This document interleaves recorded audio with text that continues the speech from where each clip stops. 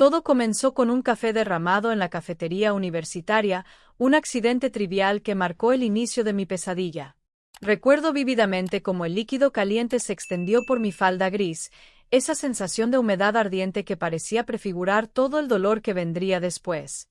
Daniel apareció como un caballero de cuento, con sus servilletas blancas y sus disculpas melosas, sus ojos oscuros que estudiaban cada uno de mis gestos con una intensidad que en ese momento confundí con interés genuino. No sabía entonces que estaba frente a un depredador, un hombre que había perfeccionado el arte de la manipulación emocional. Los primeros meses fueron engañosamente perfectos, flores que aparecían en mi casillero, poemas copiados a mano en mi cuaderno, esa atención constante que me hacía sentir especial, elegida.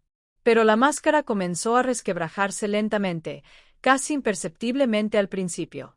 Primero fueron los comentarios disfrazados de preocupación.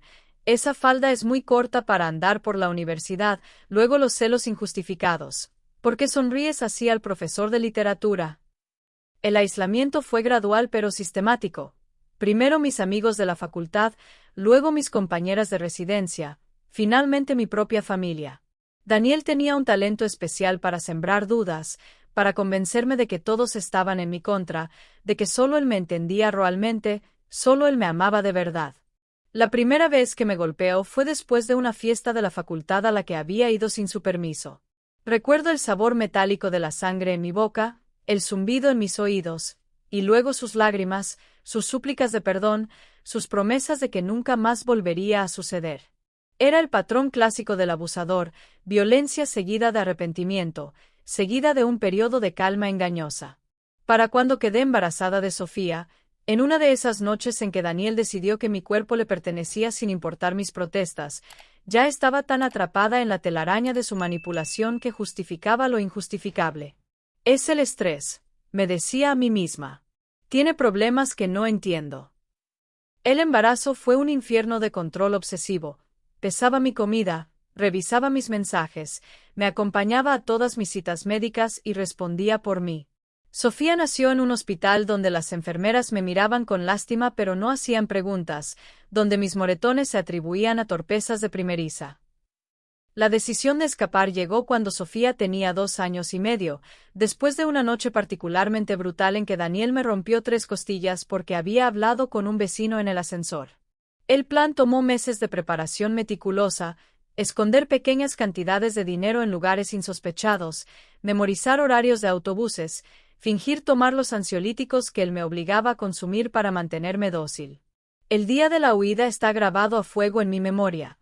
El olor a pollo quemado que usé como distracción, el peso de Sofía dormida en mis brazos, el sonido de mis propias pisadas en las escaleras de emergencia mientras escapaba descalza a las 3 de la madrugada.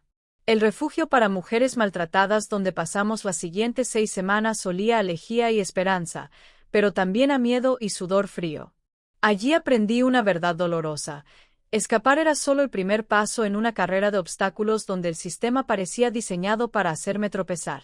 La orden de restricción que obtuve con tanto esfuerzo valía menos que el papel en que estaba impresa. Daniel la violó impunemente una docena de veces antes de que las autoridades hicieran algo al respecto.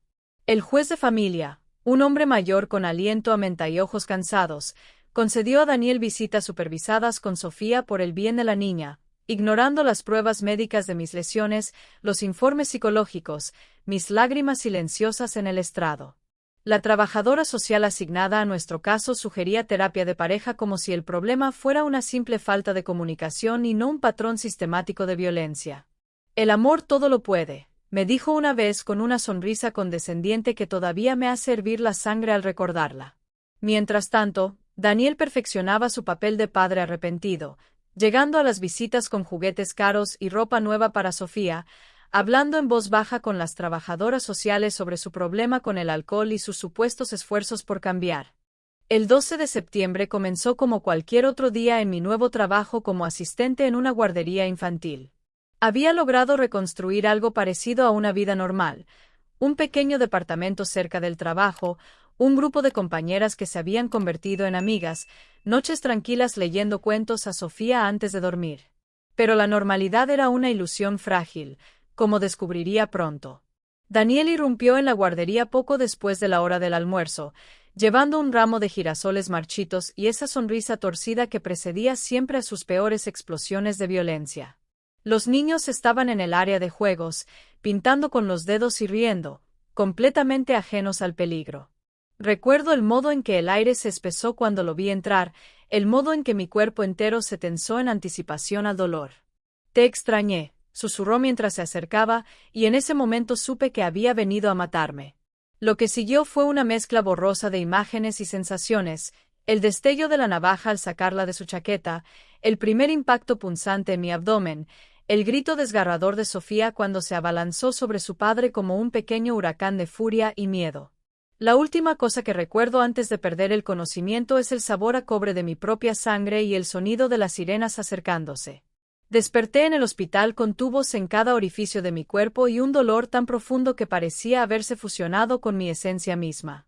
Los médicos hablaban en voz baja sobre daños permanentes, sobre la posibilidad de que nunca volviera a caminar normalmente, sobre la bolsa de colostomía que tendría que usar durante meses, quizás años. La cicatriz en forma de cruz que Daniel me dejó en el pecho se había convertido en un recordatorio físico de todo lo que había perdido, mi salud, mi independencia, mi sensación de seguridad en el mundo. Pero también era un recordatorio de lo que había ganado, mi vida, contra todo pronóstico. La recuperación fue un proceso agonizantemente lento. Aprendí a caminar de nuevo primero con un andador, luego con muletas, finalmente con mis propias piernas temblorosas pero determinadas. Cada paso era una batalla, cada movimiento una victoria pequeña pero significativa. Sofía, con sus 4 años recién cumplidos, se convirtió en mi razón para levantarme cada mañana, en mi enfermera personal que me alcanzaba el agua y me leía cuentos con su vocecita titubeante. El sistema judicial, una vez más, demostró su incapacidad para proteger a las víctimas. Daniel fue arrestado no por intento de asesinato, sino por agredir a un oficial de policía durante su captura.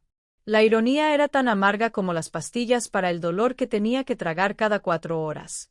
Mientras yo luchaba por recuperar el control de mis funciones corporales básicas, él disfrutaba de un juicio rápido y una sentencia relativamente leve, 28 años que en realidad significarían quizás 10 con buena conducta. La fiscalía argumentó que no había suficientes pruebas para cargos más graves, que mi testimonio era poco fiable debido a mi estado emocional, que el ataque en la guardería podía interpretarse como un arrebato pasional. Las cartas comenzaron a llegar apenas un mes después de que lo encarcelaran, misivas largas y enrevesadas llenas de autojustificaciones y promesas vacías, cartas que quemaba sin abrir mientras Sofía dormía en la habitación contigua.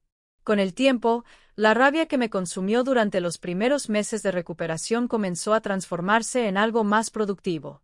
Empecé a estudiar derecho penal por las noches, devorando libros de texto con la misma determinación con que hacía mis ejercicios de fisioterapia durante el día.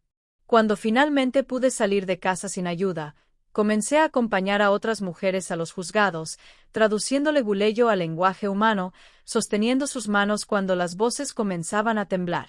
Sofía, ahora una niña de 10 años con una sabiduría que duele, es mi mayor alegría y mi recordatorio constante de por qué esta lucha importa. Hay días en que el miedo todavía se arrastra por mis venas como veneno, noches en que despierto ahogándome en sudor frío, segura de que sus manos todavía me estrangulan.